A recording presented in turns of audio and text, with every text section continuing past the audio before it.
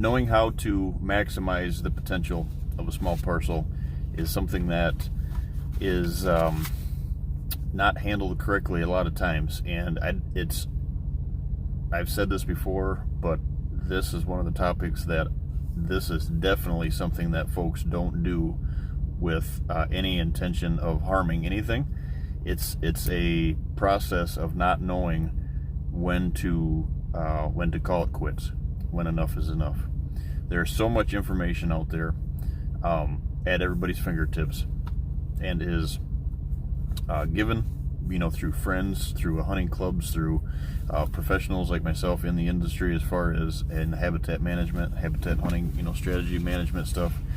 So much of that is free, and it's out there, and people are really, really trying to maximize the potential of their small parcels, and that's great.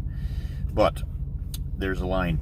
There's a definite line that right now, probably more so than a lot of times, is the spring of the year. We've all been cagey going through the winter, and just finalizing some stuff on a couple parcels that I've been, one last week, and actually 3 new parcels this week coming up, and a potential Iowa trip, which I'm looking very forward to. And we've got the first week in June, we've got a Wisconsin trip. But on a couple of these recent small parcels here, very, very powerful properties, 2 of which were here in state in Michigan. But a couple things that I've seen, the one, a lot of them are, but the one in general that kind of got me thinking about all this is, sometimes I set foot on these property, guys, and they are untouched. They are virgin properties that are just untouched. There's nothing that's been done wrong. There's nothing that's been done right. It's just been kind of a trial and error. But as far as the habitat, the structure, changing the contour, nothing's been changed. And those properties, if a client is ready to change as far as the property, and they take that next step, you can do super things with those in a hurry. On the other hand, I set foot on properties that have been in some sort of improvement program, whether it's one improvement or many improvements. But a lot of times I set foot on these, and they are the school of hard knocks, like we talk of. And a lot of them are maybe done by the landowner themselves, and it's just been a struggle from the get-go. You can tell that the customers are these landowners are just done. They've had it. It's because everything they try isn't working in their eyes. They can't get it to work. Now, like I said, some of the information that they've been given, maybe they implemented it wrong. Walk on these properties, and it confuses me. I mean, I see a lot of properties, and some of this stuff is just overwhelming, and I can see how landowners and you get overwhelmed.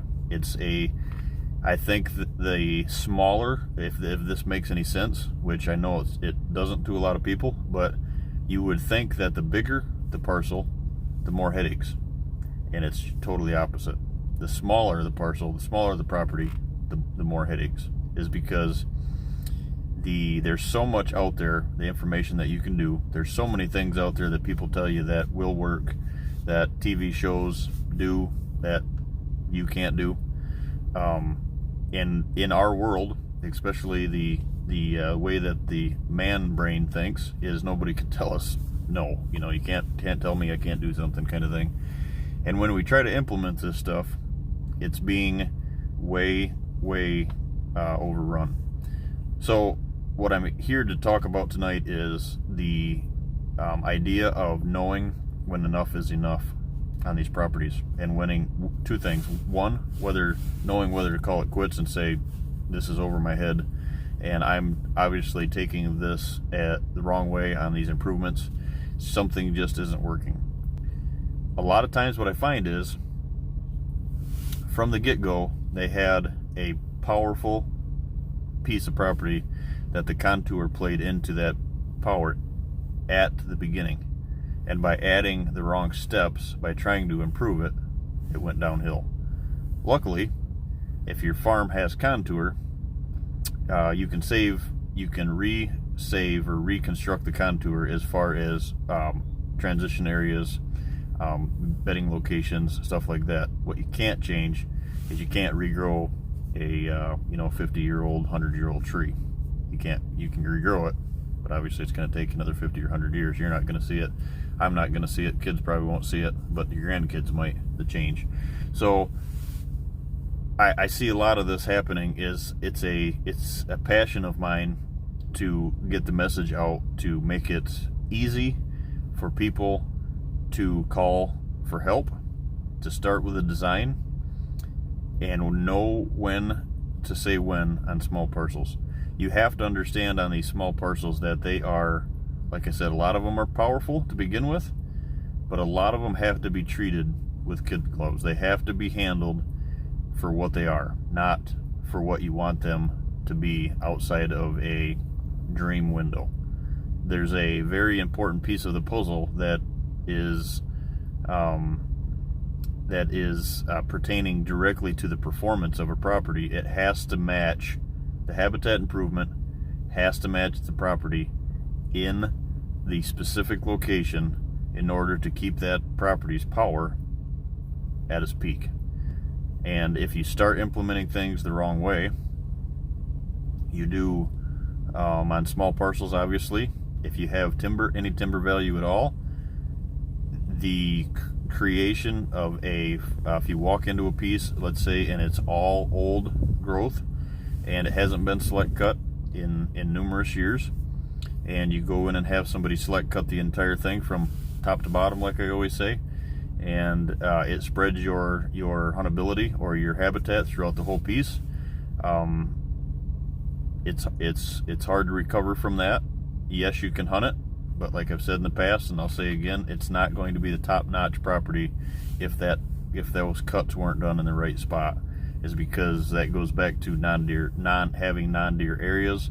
It goes back to creating edge. It goes back to taking step by step and making sure that whatever you're implementing can be implemented. It just has to be implemented in the right spot. And there is a line. There's a definite line in the sand where enough is enough and too much is too much. Like now, it goes from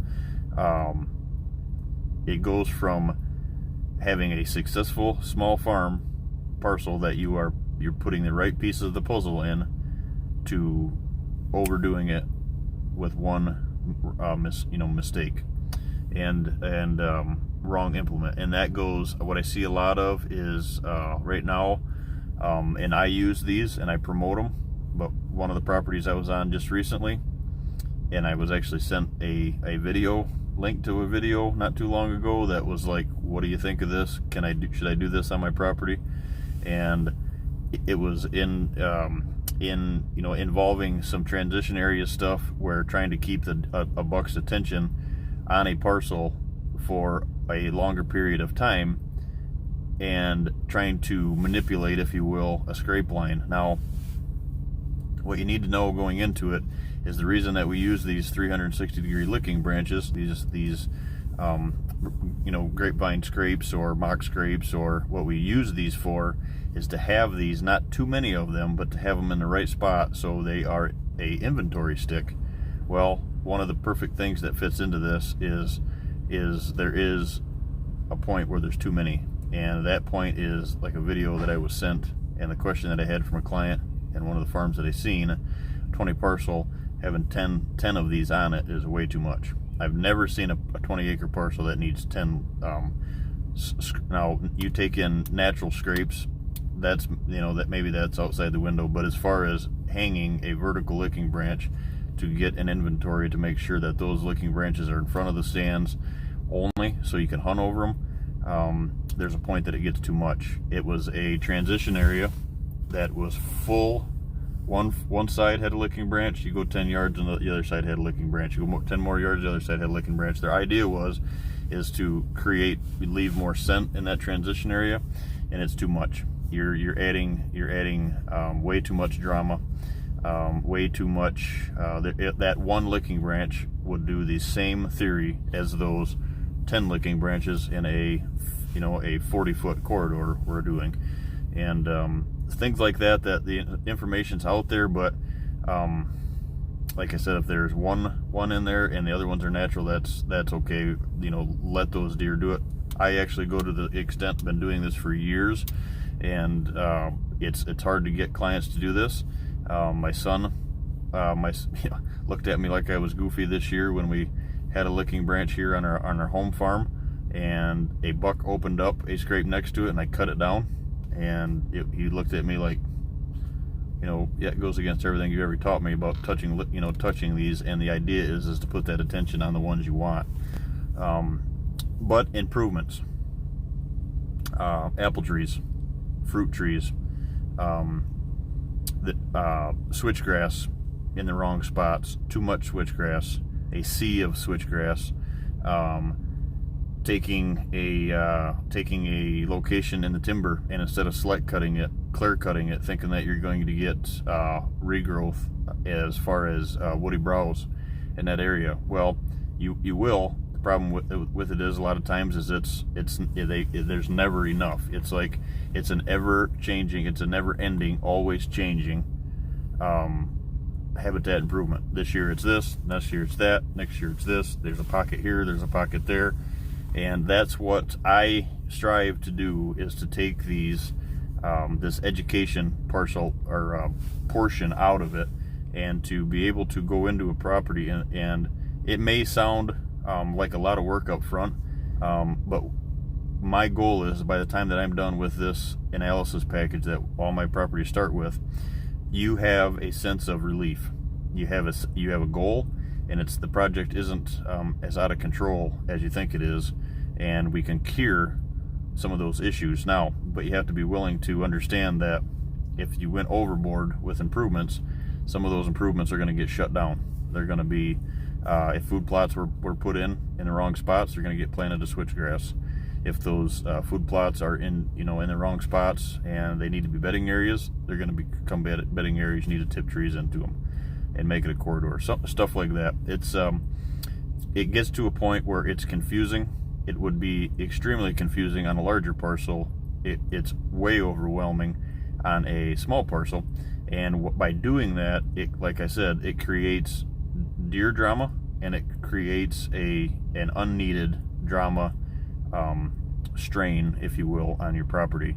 And that's the power of stopping long enough to make sure that these improvements are done right, and not going overboard just because there's a wealth of knowledge out there that is at a you can reach out on the internet and get it by a click, and it just never ends. It's good that you're researching, don't get me wrong. Anytime that people are surfing for this stuff on the internet, anytime that they're reaching out and they're looking for stuff like that, that's great. That's a great feeling to me. But what concerns me is when you're trying to do way too much on these small parcels, and you don't have to, and then you go overboard and you actually start taking the farm the other way, downhill, instead of when you think you're doing the good. And then I end up on that farm for whatever reason it is, whether it's just a new set of eyes, or if you finally get to a point where it's like something's not working, and they get on these farms and it's like, I mean, it's just a mass of, like I said, and especially it's not so much the ones that go in and do a whole bunch of things at first. It's the ones that do new changes over and over and over. This plot, now it never stayed the same. Now this plot has a dog leg in it. Now this plot, was shut down, now turned the other way. And by doing that, it's this same theory as ever-changing ag, as these pie-shaped clear cuts, or select cuts that you see me not talk about. It always changes this stuff back to back to back to back, and that can get you in a serious pickle in a hurry. So tonight, just wanted to reach out. This week's kind of goofy coming up here. We were trying to do some turkey hunting here with the boys early, and in this third season here in Michigan, because I'm going to be on the road quite a bit coming up, and I got a tooth extraction coming up here, and so we're going to be kind of out of commission for a bit as far as on here, but just take that into consideration that there is a limit, and it's money well spent to reach out to someone to know what that limit is and what that limit should be, so you don't take that powerful property, these such powerful small parcels that I see all over the country, not only here in state, but all over the country, and implement the wrong movements and too much improvements, and it when it starts going downhill, like I said, it's a serious issue as far as trying to bring those back, and it could cost you thousands and thousands of dollars to bring them back to shape, when realistically a lot of them, a very high percentage of them, didn't need that much of stuff done to be a super powerhouse of a property, and it wasted a lot of time, caused a lot of drama with you and the deer herd, and so that's the power of knowing when enough is enough, and knowing what to implement, so you have a knowledge that if it's a couple of year goal, I'd rather see you do a bunch of work up front and hunt it for 2-3 years, not change anything, than change it every year. So hope that makes sense, guys. Just a couple things that I've been thinking about along the way here, seeing some stuff that some folks are struggling with, and that's one of them, and that's one of the things that I with an average property that I have being 80 acres and less, this is something that is real. It's real that people are struggling with, and like I said, it's just all boils down to that, so much of this information being out there, readily available to everybody, and so easy to get a hold of, and folks just want to, and there's nothing wrong with it. People want to make their property perfect, and by making it perfect, sometimes you can go overboard, and so knowing them proper steps, and there is a point where you can, too much is, too many improvements is too much. Thanks, guys.